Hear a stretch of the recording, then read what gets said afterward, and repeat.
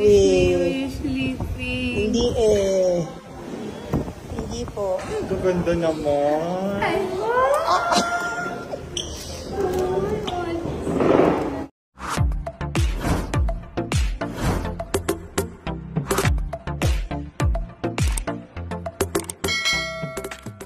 Muling magbabalik ang batikang aktres na si Claudine Barreto sa pag-arte at muling ipapamalas ang husay niya sa harap ng kamera matapos maraming nakamiss sa kanyang pag-arte at mapapanood nga natin siya sa upcoming teleserye ng Kapuso Network ngayong buwan ng November na Lovers and Liars.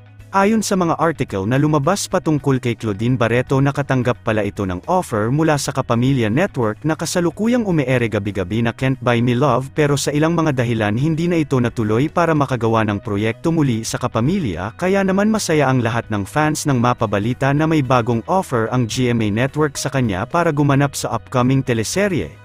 Ayon sa naging interview nitong mga nakaraang araw sa aktres na si Claudine, sobrang namiss niya rin umarte kaya naman tuloy na ang pagganap niya sa Lovers and Liars. Katunayan din yan, ayon sa naging caption niya ngayong araw ay nagsisimula na siyang mag-taping at sa unang araw ng kanyang taping ay mayroong bumisita sa kanya nang biglang dumating ang kanyang mga anak para sorpresahin siya.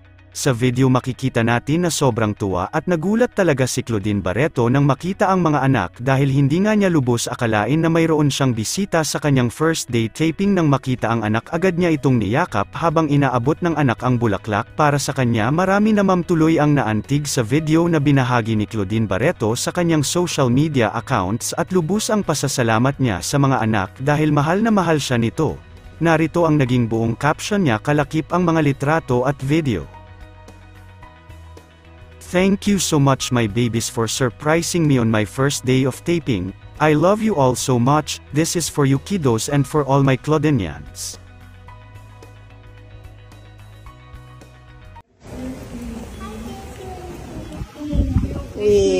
Sleeping. Hindi eh.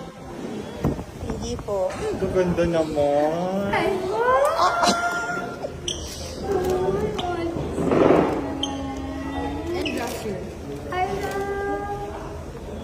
Paano naman ka-surprise? Ganda nito.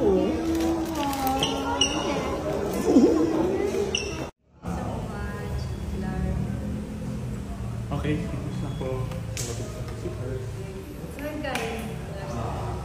Actually, galing nakabulong kami.